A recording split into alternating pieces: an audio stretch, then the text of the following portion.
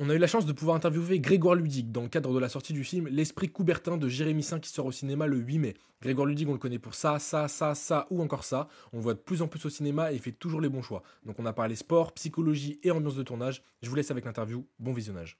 Bon alors je te préviens, c'est une interview un peu improvisée, parce Ok, qu'on ne savait pas très bien, qu'on aurait la improvisons. chance de t'avoir. Et ben voilà. Donc Grégoire, bonjour. On se Salut, retrouve pour, bonjour, bonjour. Merci beaucoup pour cette interview. On se Avec retrouve plaisir. pour parler du prochain film dans lequel tu apparais, Ouais, L'Esprit Coubertin, Tout à qui fait. sort le 8 mai, tout à un fait. film sur les Jeux Olympiques. Ouais. Jérémy Saint a parlé d'un film, d'un anti-film de sport. Qu'est-ce Ouais. que tu penses de cette expression? Est-ce que tu penses que effectivement c'est ce dont il Je pense que s'agit? Jérémy dit n'importe quoi. De toute façon, de base, ça se voit dans le film. Non, anti-film de sport, je pense que s'il a dit ça, c'est qu'il voit très bien ce qu'il veut dire. Moi, j'ai l'impression que on est surtout sur le parallèle avec le sport. Il est qu'on entre vraiment dans l'inside d'un sportif. C'est-à-dire que là, on voit, bon, bah, c'est Paul Bosquet qui est visiblement une ou deux, voire trois cases en moins. Le personnage Mais principal. le personnage principal, pardon, effectivement, incarné par Benjamin Voisin, il y a quand même quelque chose où on rentre vraiment dans l'intimité de quelqu'un, dans son rêve, dans ses objectifs, qui est propre à tout sportif.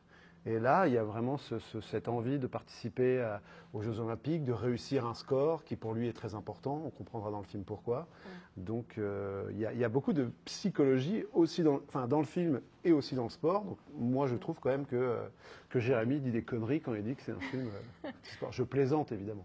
Oui, il y a beaucoup de psychologie dans le film, il y a beaucoup d'enjeux politiques aussi. Oui, tout à fait. Ça parle de réchauffement climatique, Ça de parle de- discrimination, Exactement. d'ingérence politique. Bah, d'ailleurs, c'est un peu toi qui incarne cette C'est partie-là. complètement moi qui incarne ce Ouais. personnage très sympathique, au demeurant. Hein. Oui, bah lui, il voit ses intérêts à travers le sport, il voit ses intérêts. Il pense argent, il pense reconnaissance, il pense médaille, il pense gloire. Alors que justement, le titre du film, c'est l'Esprit Coubertin et j'ai envie de dire la philosophie de l'Esprit Coubertin, c'est tout l'inverse. Ouais. C'est une philosophie que tu défends à l'échelle personnelle? L'Esprit Coubertin? Oui, l'esprit de... Attends, je vais la refaire avec la voix qui monte comme ça à la fin. L'Esprit Coubertin?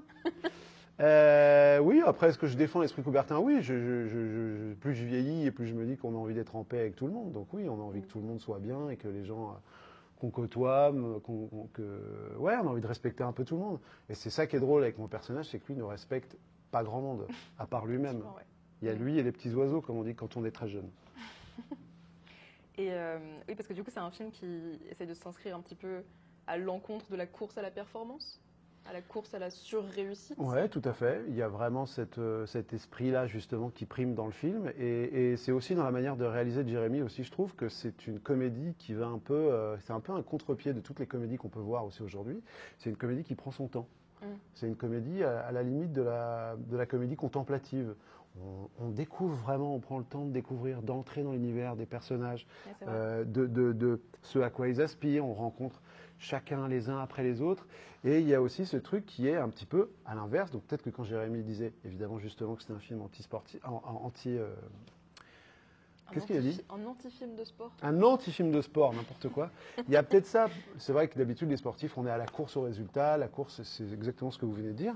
La course à la réussite. Là, on est vraiment à l'inverse. On prend le temps de montrer ce que chacun veut et pourquoi ça ne marche pas. Et si jamais ça marche, qu'est-ce qui fera que de toute façon, il y aura la petite pirouette de fin qui fera que il n'aura pas sa médaille d'or et tout, comme on rêve de voir dans bien d'autres La films. success story.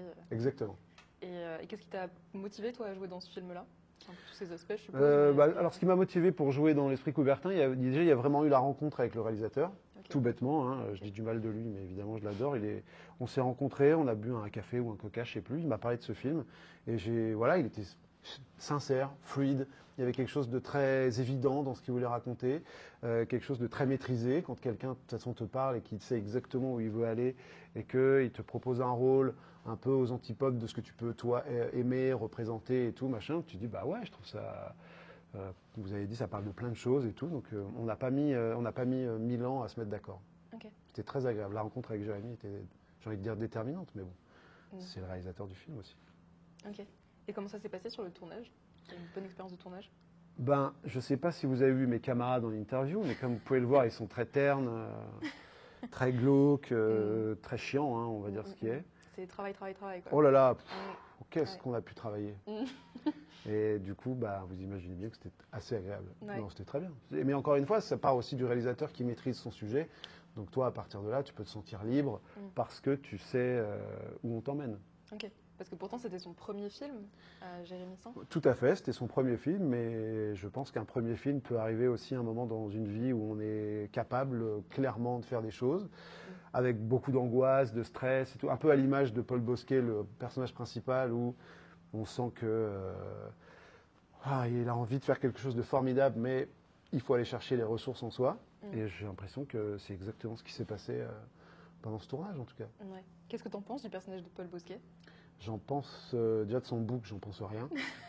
C'est difficile d'en penser quelque chose. Mais le personnage de Paul Bosquet, j'ai l'impression que ça peut être tout le monde. C'est-à-dire que tout le monde peut s'identifier Il y a des bouts de sa personnalité. en lui, dans sa personnalité qui est un peu disparate, qui est un peu extrême de temps en temps, qui est pas vraiment... On essaye tous d'adopter une sorte d'équilibre dans nos vies, de savoir gérer, mais il y a toujours des moments où on fait un peu n'importe quoi, on le sait et pourtant on le fait quand même, ou à l'inverse, il y a des choses qu'on ne maîtrise pas, et lui, j'ai l'impression qu'il est humain, que c'est un personnage qui est humain. Alors oui, évidemment, il a sa coupe au bol, son bouc, ses lunettes et tout, mais il défend des valeurs hyper importantes, hyper sincères, encore une fois, et je pense que s'il y avait un mot qui pouvait définir ce film, pour moi, c'est un film sincère. Ok. Vraiment. Ok, très bien. Ouais. Est-ce que, juste pour conclure, tu as un conseil pour les jeunes acteurs qui aimeraient se lancer? Wow, ça c'est la bonne question. Non, moi j'ai pas de conseil.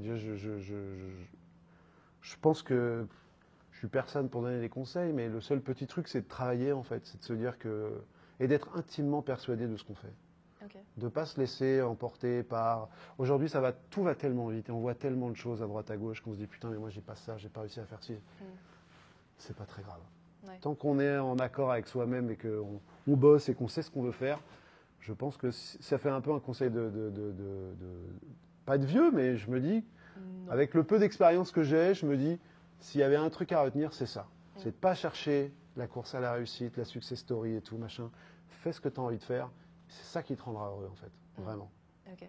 Voilà. Ça rejoint un peu le conseil de Jérémy. Donc, Mais bien sûr, mais vous tout se êtes, rejoint. effectivement, Mais évidemment, cohérents. c'était improvisé, mais pas tant que ça, vous l'avez bien compris. Bon, super, bah, merci beaucoup pour Merci cette à vous, interview. merci beaucoup.